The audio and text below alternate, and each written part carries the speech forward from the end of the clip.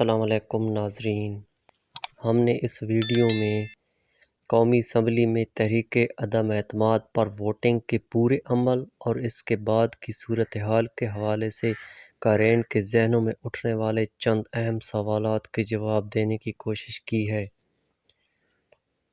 تحریک عدم اعتماد: اگر عمران خان وزیر اعظم نہ رہے تو آگے کیا ہوگا؟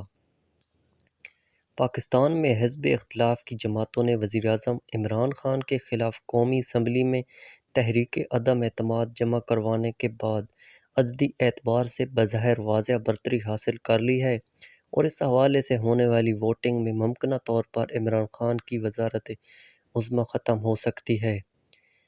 اتوار 3 اپریل کو قومی اسمبلی کے 342 نشستوں والے ایوان زرعی میں تحریک عدم اعتماد پر ووٹنگ کا انعقاد ہوگا، جہاں عمران خان کے خلاف کم از کم 172 اراکین ووٹ ڈال دیں تو ان کی وزارت عظمیٰ ختم ہو جائے گی۔ ناظرین، ہمارا اگلا ٹاپک ہے تحریک عدم اعتماد میں کون ووٹ کرے گا اور کیا ووٹنگ میں دھاندلی ہو سکتی ہے اور ووٹنگ کا مکمل طریقہ کار کیا ہوتا ہے۔ وزیر اعظم عمران خان کے خلاف اپوزیشن جماعتوں کی جانب سے جمع کروائی گئی تحریک عدم اعتماد پر ووٹنگ ارکان قومی اسمبلی کریں گے۔ رائے شماری شروع کرنے سے پہلے سپیکر قومی اسمبلی پارلیمان کی عمارت میں 5 منٹ تک گھنٹیاں بجائیں گے تاکہ جو ارکان قومی اسمبلی کے ایوان سے باہر لابی یا پارلیمان کی عمارت کی راہداریوں میں ہیں وہ ایوان میں آ جائیں، جس کے بعد ایوان کے دروازے بند کر دیے جائیں گے۔ اس کے بعد جب تک تحریک عدم اعتماد پر ووٹنگ کا عمل مکمل نہیں ہو جاتا، اس وقت تک کسی کو بھی قومی اسمبلی کے ایوان سے اندر اور باہر جانے کی اجازت نہیں دی جائے گی۔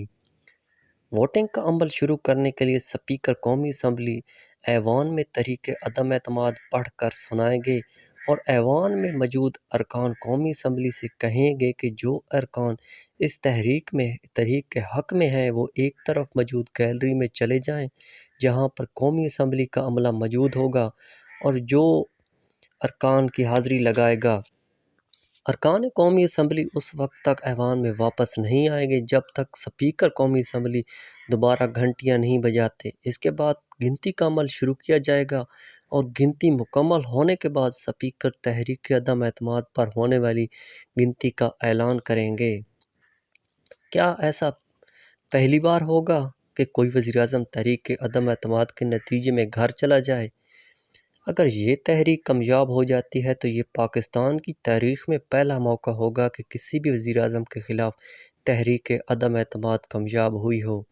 پاکستان کی سیاسی تاریخ میں اس سے قبل 1 نومبر سن 1999 میں سابق وزیر اعظم بینظیر بھٹو اور اس کے بعد سن 2006 میں سابق وزیر اعظم شوکت عزیز کے خلاف تحریک عدم اعتماد پر قومی اسمبلی میں کارروائی ہوئی، تاہم دونوں مرتبہ اپوزیشن کو ناکامی کا منہ دیکھنا پڑا تھا۔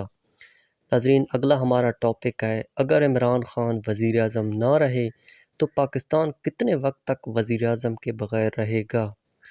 وزیر اعظم کے خلاف تحریک عدم اعتماد کامیاب ہونے یا نہ ہونے کی صورت میں قومی اسمبلی کے رول 38 کے تحت سپیکر قومی اسمبلی صدر مملکت کو اس کے بارے میں آگاہ کریں گے۔ اس کے علاوہ قومی اسمبلی کے سیکریٹری تحریک عدم اعتماد کے نتیجے کو سرکاری گزٹ میں شائع کروائے گی۔ اس عمل میں روایات کے مطابق 2 سے 3 دن لگ سکتے ہیں، جس کے نتیجے میں قومی اسمبلی کا اجلاس دوبارہ بلایا جائے گا۔ تحریک عدم اعتماد کامیاب ہونے کی صورت میں صدر قومی اسمبلی کا اجلاس بلائیں گے جس میں نئے قائد ایوان کے انتخاب کا عمل شروع کیا جائے گا۔ سابق وزیر اعظم یوسف رضا گیلانی کو جب توہین عدالت کے مقدمے میں نااہل قرار دیا گیا تو اس کے چند گھنٹوں بعد قائد ایوان کا انتخاب عمل میں لایا گیا تھا اور راجہ پرویز اشرف نئے وزیر اعظم منتخب ہوئے تھے۔ ناظرین، ہمارا اگلا ٹاپک ہے وزیر اعظم کے ساتھ کیا ان کی کابینہ اور مشیران بھی گھر چلے جائیں گے؟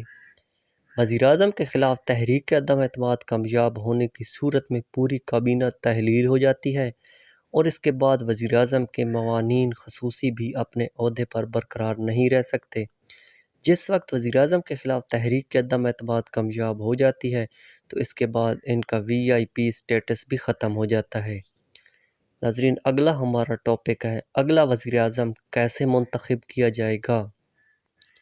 وزیراعظم کے خلاف تحریک کے عدم اعتماد کامیاب ہونے کے بعد اسپیکر قومی اسمبلی کا اجلاس ملتوی کرنے کے بعد صدر کی ہدایت پر قومی اسمبلی کا نیا اجلاس طلب کرے گا جس میں قائد ایوان کا انتخاب ہوگا۔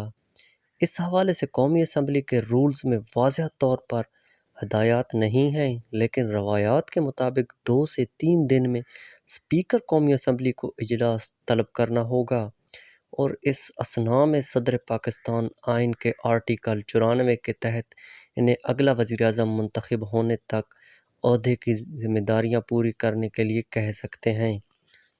قائد ایوان کے انتخاب کے عمل میں ایک یا ایک سے زیادہ امیدواروں کے کاغذات نامزدگی سے لے کر کاغذوں کی جانچ پڑتال کا عمل بھی ہوگا، جس کے بعد ووٹنگ کا مرحلہ شروع ہوگا۔ ایک رکن کو ایک سے زیادہ مرتبہ امیدوار نامزد کیا جا سکتا ہے، لیکن تائید کنندہ اور تجویز کنندہ ایک سے زیادہ مرتبہ دستخط نہیں کریں گے۔ اس طرح تحریک کے عدم اعتماد پر ووٹنگ ہارنے والی جماعت کسی دوسرے امیدوار کو نامزد کرنے کے ساتھ ساتھ دوبارہ اس شخص کو بطور امیدوار بھی نامزد کر سکتی ہے جو پہلے ہار چکا ہو۔ اس پر بھی قواعد و ضوابط کے تحت کوئی پابندی نہیں ہے۔ قومی اسمبلی کے اسپیکر 3 وجوہات کی بنا پر امیدوار کے کاغذات نامزدگی مسترد کر سکتے ہیں۔ اول یہ کہ امیدوار قومی اسمبلی کا رکن نہ ہو، دوم یہ ہے کہ قومی اسمبلی کے رولر نمبر 32 کی خلاف ورزی کی گئی ہو، اور سوم یہ ہے کہ تجویز کنندہ اور تائید کنندہ کے دستخط جعلی ہوں۔ کاغذات نامزدگی مسترد یا منظور کیے جانے سے متعلق اسپیکر قومی اسمبلی کا فیصلہ حتمی ہوگا۔ کاغذات نامزدگی جمع کروانے اور واپس لینے کا مرحلہ وار ووٹنگ سے ایک دن قبل مکمل کیا جائے گا۔ اگر قائد ایوان یعنی وزیراعظم کے عہدے کے لیے ایک سے زیادہ امیدوار ہوں تو پھر تقسیم ہوگی اور ارکان قومی اسمبلی سے کہا جائے گا کہ فلاں امیدوار کے حمایتی دائیں جانے والی لابی میں چلے جائیں اور فلاں امیدوار کے حامی بائیں جانے والی لابی میں چلے جائیں۔ گنتی کا عمل مکمل ہونے کے بعد اسپیکر قومی اسمبلی کامیاب ہونے والے قائد ایوان کے نام کا اعلان کریں گے۔ ناظرین، اگلا ٹاپک ہے اگلا وزیراعظم کون ہو سکتا ہے۔ متحدہ اپوزیشن کی طرف سے میاں شہباز شریف کو وزیراعظم کے عہدے کے لیے نامزد کیا گیا ہے۔ بظاہر متحدہ اپوزیشن کے پاس اکثریت حاصل ہے اور ایسا محسوس ہوتا ہے کہ میاں شہباز شریف وزیراعظم منتخب ہو جائیں گے، تاہم اس کے ساتھ ساتھ متحدہ اپوزیشن کا یہ بھی کہنا ہے کہ ان کا امیدوار متفقہ ہوگا۔ اس امکان کو رد نہیں کیا جا سکتا۔ PTI قائد ایوان کے لیے اپنا امیدوار نامزد کرے گی، کیونکہ PTI کا موقف یہ رہا ہے کہ وہ ہر فورم پر مخالف سیاسی جماعتوں کا مقابلہ کریں گے۔ تاہم یہ واضح نہیں کہ وہ دوبارہ عمران خان کو ہی بطور وزیراعظم نامزد کریں یا کسی اور کو۔ ناظرین، اگلا ہمارا ٹاپک ہے نئی حکومت بنانے میں کتنا وقت لگے گا۔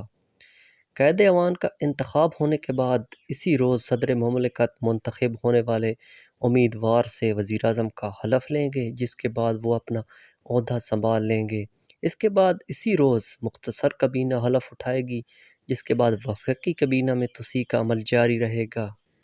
ناظرین، اگلا ہمارا ٹاپک ہے عمران خان وزیراعظم ہاؤس دفتر کب خالی کریں گے اگر وہ نااہل ہو جاتے ہیں تو۔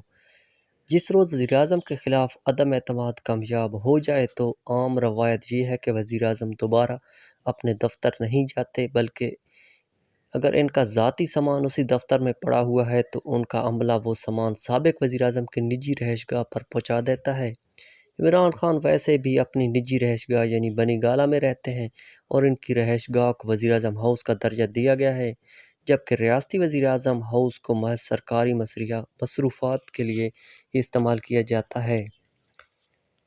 ناظرین، ہمارا اگلا ٹاپک ہے نئی حکومت اسی گورنمنٹ کے باقی ماندہ مدت مکمل کرے گی یا اگلے 5 سال کے لیے آئے گی۔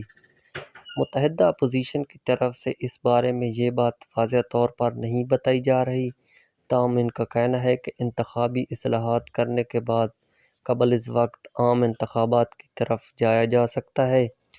وفاقی وزیر داخلہ شیخ رشید بھی بجٹ کے بعد ملک میں عام انتخابات کروانے کی بات کرتے رہے ہیں، لیکن یہ بات انہوں نے اس وقت کہنا شروع کی جب وزیر اعظم عمران خان کے خلاف تحریک عدم اعتماد لانے کی باتیں کی جانے لگی تھیں۔